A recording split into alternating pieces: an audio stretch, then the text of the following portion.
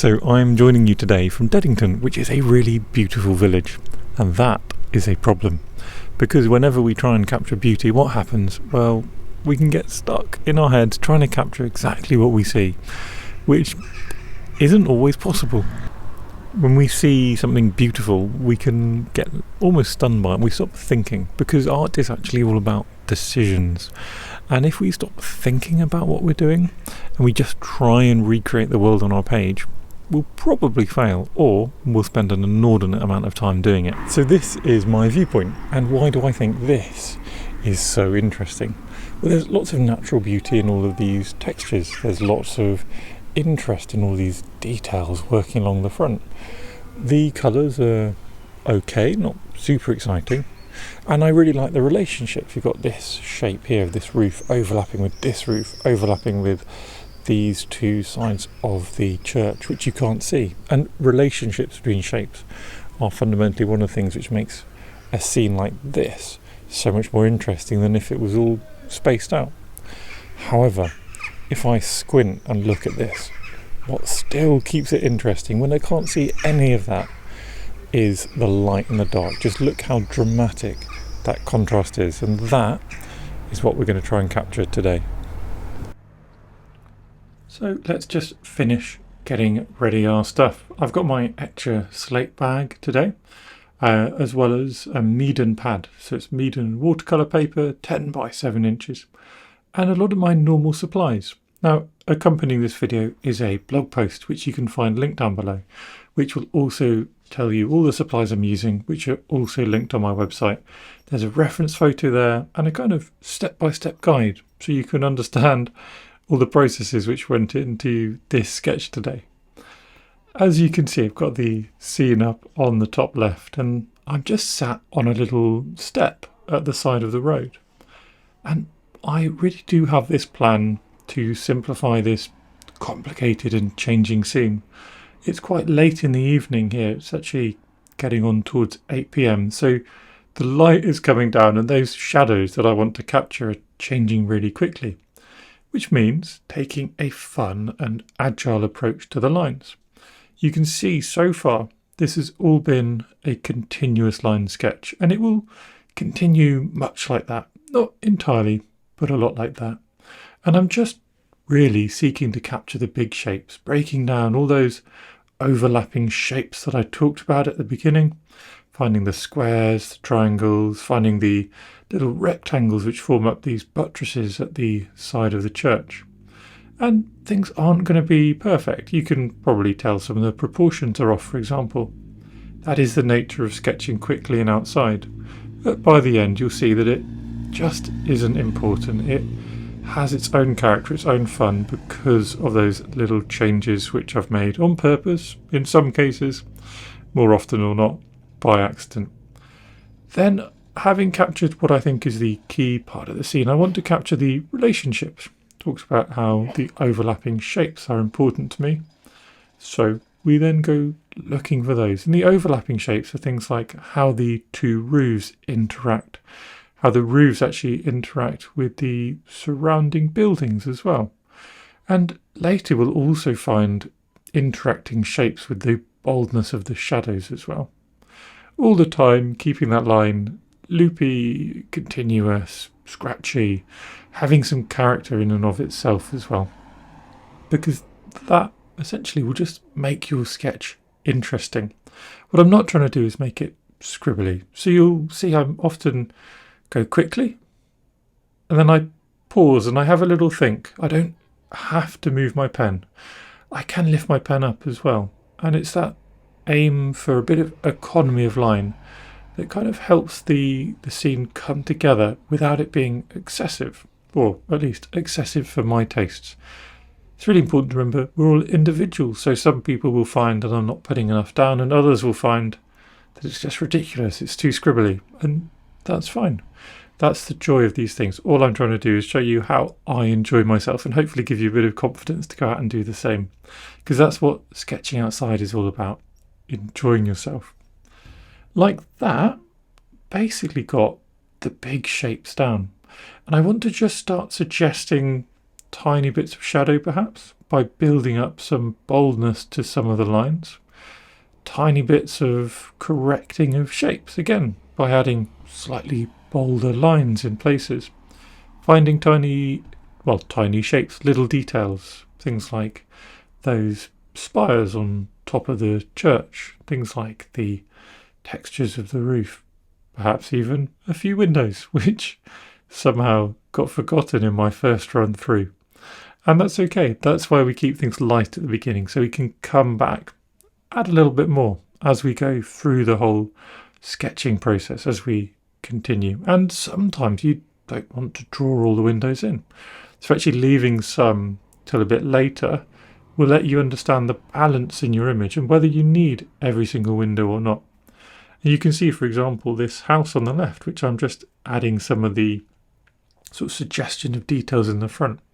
There's a very good argument to be made that we don't want to overdo this house. If we do that too much, it's going to draw the eye away from the focal point. And the focal point is that church and those two overlapping roofs. At least that's the focal point for me. And like that, add in a couple of little loopy details, pause for a minute and think, is there anything else I want to add? And if there isn't, if there's no clear direction, it's time to move on. Stop adding shapes. But we're still with the pen because we're looking at the shadows. So to start our shadow process, and particularly when we're outside and wanting to do things quickly, adapting to light, which will change dramatically in half an hour, doing some hatching is a really simple way to start building up texture. If you squint at the image now, you squint at your screen, hopefully you'll see that this hatching on the church, this hatching now on the face of the house, will actually start to build up a suggestion of the shadow. It's not all the way, but we're taking it step by step, and it's certainly the first step. It adds more ink to the page as well, obviously, and by adding more ink, we're making the image feel more complicated. We're suggesting lots of textures without actually doing anything really to draw those textures. And that's many reasons to love hatching. I think it's a really useful skill. If you enjoy the effect of it, it's a really useful skill to improve your confidence in. If not improve your skills in, certainly improve your confidence in the use of it and start enveloping it into your style. If that is something you want to do, of course, there's a few videos on my channel dedicated to the art of hatching, which I think are quite useful and I think are quite fun as well. Little simple studies and exercises which can just get you on your way. All I'm doing now is looking around the scene and just finding areas of higher value, places on the roofs where there's a higher value, and then to make the sky feel a little more interesting, popped in tiny bits of hatching there and in the road. And I have no justification for that, except I felt it might add something. I felt it might be a little bit of fun. Now, the advantage of sketching outside with your normal colours and a normal brush is that you can paint really loosely and gently. And that's what we're going to try today. So I've got a Skoda Ultima brush. This is a size 10 travel brush. My normal colours all linked down below, as I mentioned at the beginning. And I'm going to start with the sky, nice and gently, and I'm popping in both ultramarine blue and a bit of rhodonite genuine, that pinky colour, to suggest a bit more dusk than you're seeing in the reference. But again, just what I'll call an artistic suggestion. We're focusing, of course, on the shadow. So my plan with the colours, and I think it's really good to develop a plan towards the beginning, even if you change that plan, it's nice to have a plan at the beginning, is to keep them fairly abstract, using just a couple of pigments, and only paint where I see shadow. So here I've got different mixes of the ultramarine, the rhodonite genuine, a little bit of quinacridone sienna, and I'm just placing that down across those hatched areas and letting them be varied, letting them be sort of here and there, letting them change in different places. Adding in a bit of green apatite genuine. And I think the reason I did this initially was there's a couple of greens in the image, there's a couple of bushes. But then also the green will neutralise those pinks and oranges. It will neutralise and create some more murky tones because red and green are opposite. on the colour wheel. They're complementary colours. Having done that, I sort of just wanted to amp things up a bit. And this is all just experimental. So again, this is now the same ultramarine blue, a little bit of rhodonite genuine, and creating some really bold, brave shadows, which will also have a bit of texture because many of the pigments I'm using are granulating. What we'll find out is that as these dry, although they look totally mad now, as they dry, they'll be quite soft and gentle. So sometimes, as long as you've used enough water, you don't need to be too worried about what you're doing. You just accept this is part of the process. On top, adding a little bit of lavender. Lavender is a semi-opaque colour. That will give this image a bit more of a flat feel in places. And I was doing that to consciously counteract the amount of granulating texture that I've put into my image. And now just trying to be a little bit more specific, a bit more gentle, find those smaller areas of shadow and touch in little bits of colour to bring that forward, to bring that out. Playing again with the green. It's a bit of an abstract touch. Well, it's a very abstract touch, isn't it? But I hope it will show you that colour really doesn't matter. It's all about value. It's all about that black and white, that contrast that you're developing. And using greens, using blues to create your shadows is a really fun way to develop that contrast and get a bit more confident in using highly contrasting colours as well. You can see now that things have dried a little bit. I took a 1 minute pause just to let things dry off and get my smaller brush out. And I can now go in and just make the colours a bit more interesting. They're still diffusing out. The page is still a little wet, but they're going to be a little more interesting, a little deeper, a little darker. I also feel that some of the colours perhaps are overdone, and that's fine. We could pull out some light with a slightly damp brush and get a bit more variety where those colours have just softened together loads, as well as going back and popping in some more complexity, more splashes, more bold areas of colour, the deepest shadows, the things that we really want to highlight in our image. With all that done, I really have let the page dry now. Coming back in with my pen, the same ink, again, all listed down below in the accompanying blog post and on my supplies page. And now hopefully you can really see how much calmer and tamer the colours are. What they are doing is covering up some of the lines.